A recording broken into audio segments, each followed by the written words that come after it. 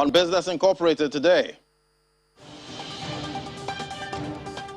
Nairobi Stock Exchange outperforms African peers.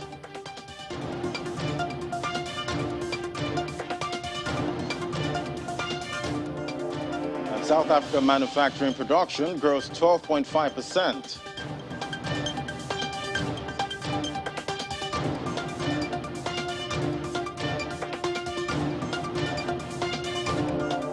And Bank of Ghana partners with German firm to launch CBDC.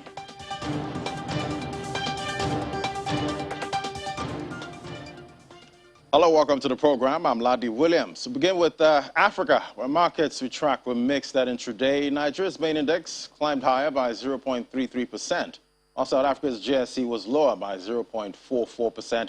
Egypt's stock market was closed for the Islamic New Year holiday, while Kenya closed yesterday's trading session positive, up by 0.02%. Over in the Middle East, the Abu Dhabi and Dubai markets were also closed for Islamic New Year holidays. Also in the region, the Qatari index rose marginally by 0.04%, while Saudi Arabia's benchmark index dropped by 0.43%. And moving on to Europe now, European markets are flattered intraday as COVID-19 concerns offset Wall Street optimism. Let's cross over to Frankfurt now with Conrad. Hello, Conrad. On the financial market, concerns about inflation have eased somewhat, and share indexes in the U.S. and in Germany have reached new record highs. What's the latest where you are? Well, Ladi, good afternoon. I can tell you about another record high today here in Frankfurt, 15,897 points, because as you said, concerns about inflation on the markets are relaxing a little bit. The rate of increase of consumer prices in the United States is still high, 5.4%. But from the month of June to the month of July, this, the price increases lost a little bit of their dynamics. That's an indicator, of course, that the Federal Reserve and the monetary policy makers there are right, that this is probably a transitory thing, that it will go away as quickly as it occurred.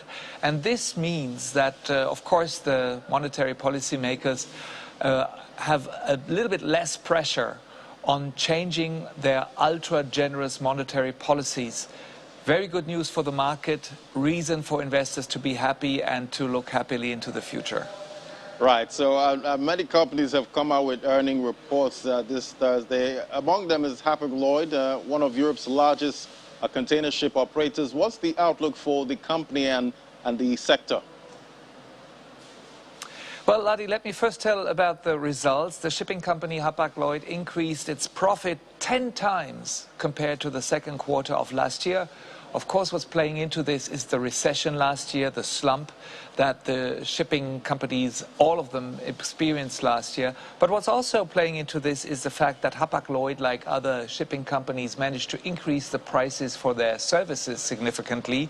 The average rate for transportation of cargo has risen 46% to $1,600 per average container.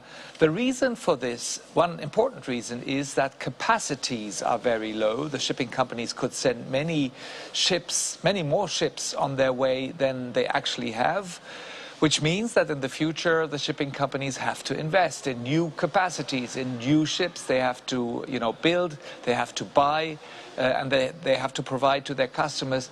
Of course, this also means that the shipping companies run a risk of creating overcapacities. So Hapag-Lloyd, just like the shipping companies in general, are in a bit of a catch-22 situation. Right, I can imagine. Now let's look at some takeover news now. Internet security, Avast from Czech Republic, is being taken over by an American company, NortonLifeLock. Any concerns about this in Europe? Yes, there are concerns in the community here in Europe because, as you know, if you are a company dealing with the security data of customers, of millions of personal computers and other devices, and if you're based in the United States, then the law that you have to follow is American law. Now, under 9/11, the American administrations all have introduced legislations that allow the secret services to screen basically everything that's going on the computers that they can look at. Europeans are very critical of that, many of the Europeans at least.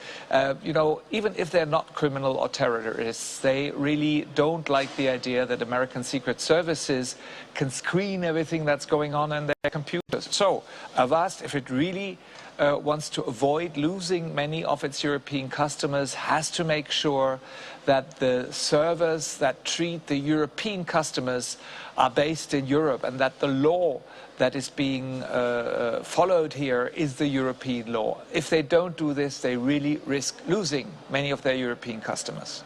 Yeah, quite a lot to lose there. All right, Conrad, thank you so much. Always great to talk to you. You're welcome, Nadi. And now to London. The UK economy returned to growth in the second quarter of 2021. Let's see how the markets are doing right now with Juliana. Great to have you, Juliana. So you spoke to Inni earlier about the UK economy returning to growth. How are the markets reacting this intraday? Yeah, good afternoon, Laddie. Pretty decent set of figures for Q2 GDP in the UK, 4.8% growth.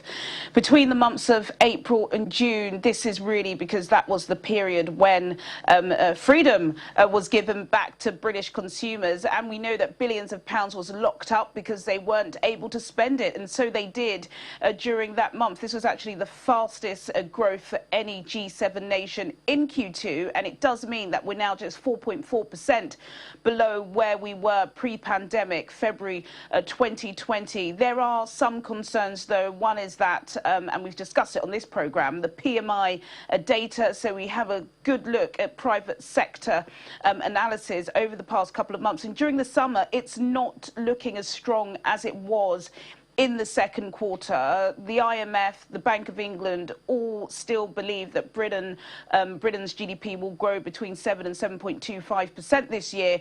But we certainly need to have a look, because when the weather's bad, and it's been pretty awful over the past couple of weeks, people stay at home. They don't want to spend, and that's obviously not what the Chancellery needs. So the FTSE All-Share is down at intraday by 0.02%. The FTSE 100 also down by 0.12%, and the FTSE 250 is up by 0.1%. In the currencies market, the British pound is down today on the US dollar by 0.16%, also down on the euro by 0.11%, and down too on the Japanese yen by 0.14%. Well, I guess the markets aren't too excited about this news, but the CMA is back in the news again. This time it's a social media issue. Facebook could be forced to sell a GIF library, the Giphy. What's the issue here? Yeah, this is an interesting story, actually, especially because I think over the past couple of years there's been a massive assault for Silicon Valley tech giants by European competition regulators, especially when it pertains to data and antitrust scrutiny. Now, Giphy, or GIFs, some would say GIF, but I did double check before I came on air. It is officially GIFs. Giphy are the owners of GIFs. Facebook purchased the company summer 2020 for $400 million.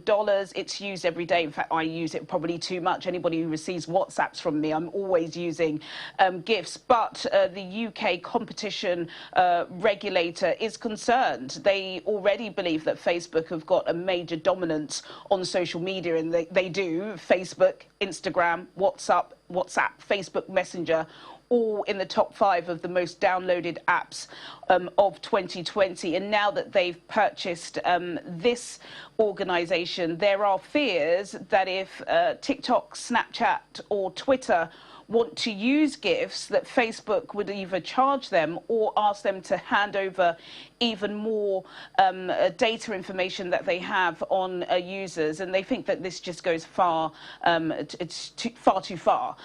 So this is not a legally binding resolution at the moment. I believe the CMA will give their final solution in October. And if they do deem that it's not fit for the market, then Facebook are going to have to sell Giphy. And yeah, so that's a story, a pretty interesting story, but it just goes to show just how powerful Facebook are. Right, and GIFs actually make conversation chats more fun. Anyway, let's look at fashion now. Online fashion retailer Boohoo has revealed plans to create 5,000 new jobs in the UK over the next 5 years. What's the plan? Yeah, it's a massive plan, a plan that's going to cost some £500 million over 5 years. It's going to create 5,000 new jobs. These are behind-the-scenes jobs in HR, IT, logistics, but it just goes to show just how much online fashion is dominating British and US fashion at the moment, and Boohoo have reigned supreme. They own all of their competitors, including Pretty Little Thing, that's owned by Boohoo, Nasty Gal. Earlier this year they bought all of the intellectual property of Debenhams, which is a 242-year-old British high street store. It's now become an online store because of Boohoo. And yes, apart from the controversies, they are doing pretty well. They are going to be expanding, which is why they're creating these 5,000 jobs across the UK. They've already got a headcount of about 3,500. But yes, you know, people are not really going back to the bricks and mortar store. They love their offering, and so they're expanding. So it's a good news story for Boohoo today. It's good news. All right, Juliana, thank you so much. Enjoy the rest of your day. Thank you. Thank you. All right, and moving on to Asia now. Asia-Pacific stocks mostly declined today as U.S. markets again notch highs after data showed inflation was not as bad as feared. Dollar weakened while Asian currencies rose. Many stocks were subdued as the Shanghai Composite edged down 0.12%, while the Shenzhen Component was down 0.57%. Also, Hong Kong's Hang Seng Index edged lower. Nikkei 225 in Japan was just below the flat line, while the Topix was up 0.12% in South Korea. Kospi fell 0.32%. Australia's S&P ASX 200 was just below the flat line. And U.S. stock futures were mixed in early trade after the market dismissed the July inflation report, and the Dow Jones Industrial Average and S&P 500 hit records. Dow futures rose 15 points. The S&P 500 futures were flat, while the Nasdaq 100 futures declined marginally. The regular trading session, the Dow gained 0.10% to close at a new record. The S&P 500 rose 0.05% to an all-time high, while the Nasdaq Composite traded about 0.03% lower. According to the Labor Department, the Consumer Price Index rose 5.4% from a year earlier for the month of July and 0.5% from the previous month. Core inflation, however, rose by just 0.3% in July and 4.3% year-on-year. Meanwhile, investors are keeping an eye on the weekly jobless claims data, which will be released later today. And now to West Africa. Bank of Ghana has announced a partnership agreement with the German currency technology platform GND to pilot a general-purpose central bank digital currency in Ghana, West Africa. Let's bring in George Wiafe, business editor with Joy TV. Great to have you, George. Hi, great to have you too. How are you doing, sir? I'm fine, thank you. Well, what stage is the CBDC plan right now? Is there a concrete date for the launch? From the way things are going, it could take place in October this year. I mean, it was critical that this partner was brought on board to help the Bank of Ghana integrate this whole currency. Now, the plan is that after this stage, they'll do the test run in terms of the currency, and then all other things being equal, the economists will say maybe in October this year it could be rolled out. The plan is to bring on board an international partner that will support the Bank of Ghana to roll out this. So it's more of having the international expertise to support the regulator in doing this. In terms of the name, it will be just a form of a virtual currency, the local Ghana currency that we use here in Ghana, be it the ECD. That is what the Bank of Ghana is calling it. ECD, quite interesting. Well, how's the crypto community in Ghana reacting to this news? Well, as far as the regulator is concerned, or as far as the Bank of Ghana is concerned, it is illegal to use that. They have not sanctioned it. this is more of an alternative the Bank of Ghana is trying to create for those who want to play in the digital currency space. So if you engage those who are in the cryptocurrency space, they are not excited, they are not happy about it. But it appears that the Bank of Ghana is moving fast. And for those who want to play in the digital space, this is what you can use. But if you engage those who are in the cryptocurrency space, they are obviously not happy. Whilst theirs have been classified as illegal, they thought that maybe steps could be taken to regularize the activities and then bring them on board, as in even having it sanctioned as a legal tender. But as we speak right now, it is still classified as something that is not a legal tender and it cannot be used in the country. So if you're using it, it's seen or can be described as illegal. Right. How would this impact the financial system in Ghana? Some have said this is a solution looking for a problem. What do you think? A problem in which it depends on where you're coming from. Everybody is moving towards the digital space, less use of currency and all the rest. So if you look globally, look at even the developed economies, I mean, little cash is used in transactions. So it has become more of the way to go. If you look at our mobile money transactions, if you should do a dollar conversion, last year we did more than almost 300 million or 500 million dollars in terms of those transactions that was done in this space. So there are more and more people that are gravitating towards the non-cash use here in Ghana. So it's more of there's an appetite for it. How do you encourage more people? Even the government has talked about the fact that going forward, they will be using more of non-cash in public transactions. They recently rolled out a platform called Ghana.gov, where majority of the government transactions can be paid through this platform. So you can see that from the regulatory angle, from the government angle, there's a shift towards less use of physical cash in transactions. And this will complement that effort by the regulator and then the government as well. All right, George Wiafe, thank you so much. Joy TV business editor, thank you so much for your time. Thank you. And after the break, we look at the commodities market update. That's in a moment. Do stay with us. Welcome back. Now to our next conversation. Today we'll be focusing on timber. As the world over, there's been an increase in new home development, which has led to an increase in demand for furniture. Considering that timber is a major input into furniture production and the real estate sector, which has grown about 1.7%. Let's talk to Lawrence Messi, analyst at Financial Derivatives Company. Great to have you, Messi. Thank you. All right, so this current surge in demand for timber and the price surge, too, what do you think is responsible for this? Thank you for having me. The surge in demand and prices for timber is largely due to post-COVID-19 demand effects. Sawmills and production factories of timber were largely closed and had a lot of stock on hand as at when the lockdown occurred last year. But at the inception of the easing of lockdown procedures, it was met with a huge surge of demand, which has not been met, which is not commensurate with the increase in supply as well. And this has largely led to an increase in the prices of timber. This is also attributed to the fact that the real estate sector has grown globally in the world, and new home improvements and do-it-yourself procedures among families has also increased.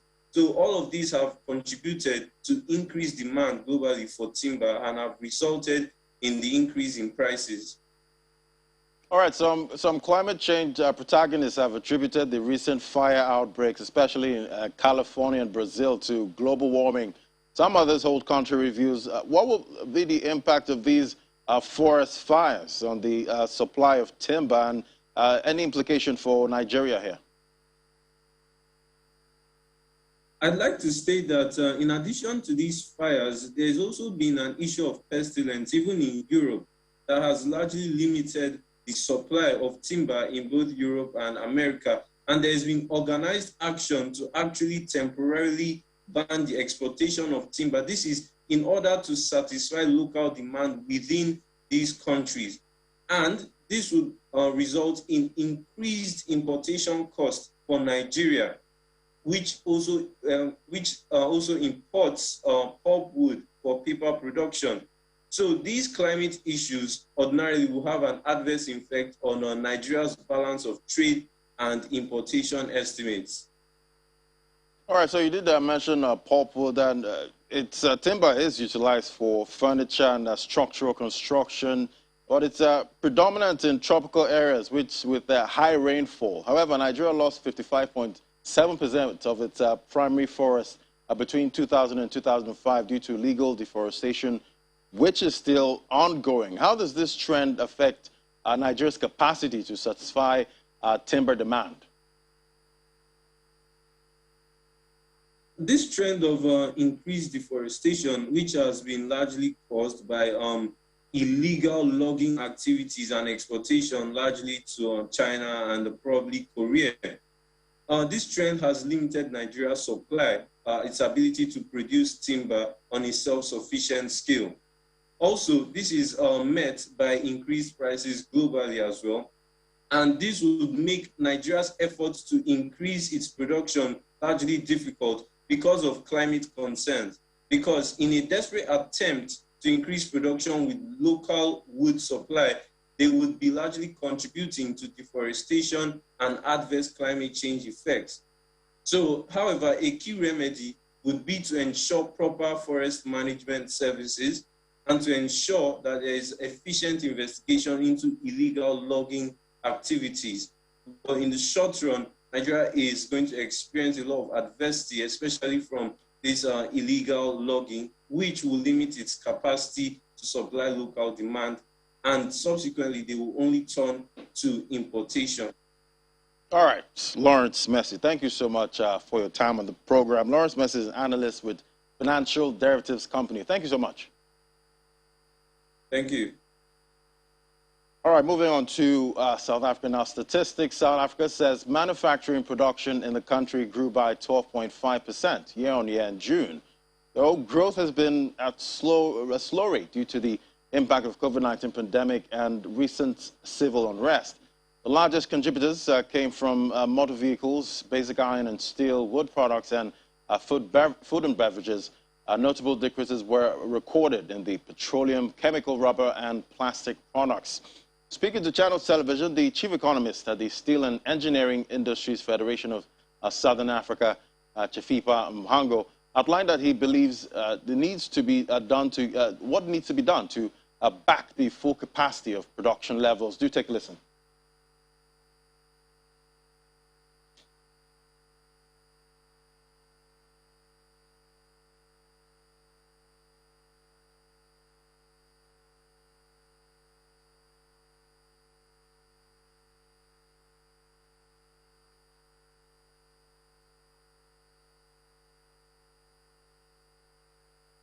We'll get that update at some other time. Well, price gains in large blue chip stocks have helped the Nairobi Stock Exchange beat its peers in Africa and returns this year, boosting its prospects of attracting capital inflows as global markets continue to recover from the COVID-19 pandemic. Year to date, the NSE All Share Index has gained 18.7% to hit 180.5 points, backed by gains of between 16 and 37% in the prices of large stocks of Safaricom, Equity Bank, EABL, and KCB.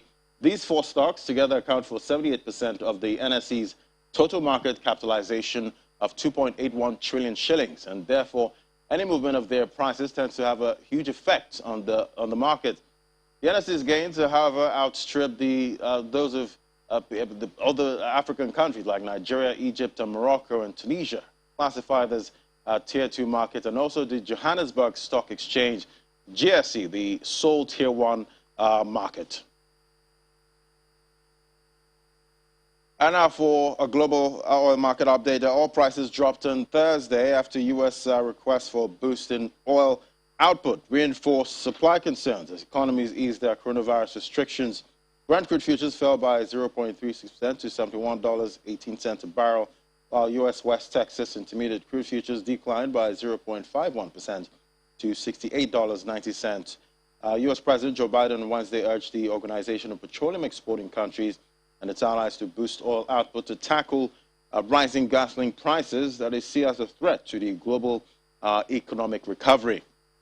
OPEC agreed in July to boost output each month by 400,000 barrels per day starting in August until the rest of their record cuts of 10 million barrels per day, about 10% of world demand made in 2020, are phased out. However, there are still concerns that the increase will not be enough to meet demand as the U.S. and Europe ease their coronavirus-induced movement restrictions. And that's it on Business Incorporated. Thank you so much for watching. I'm Ladi Williams. Bye for now.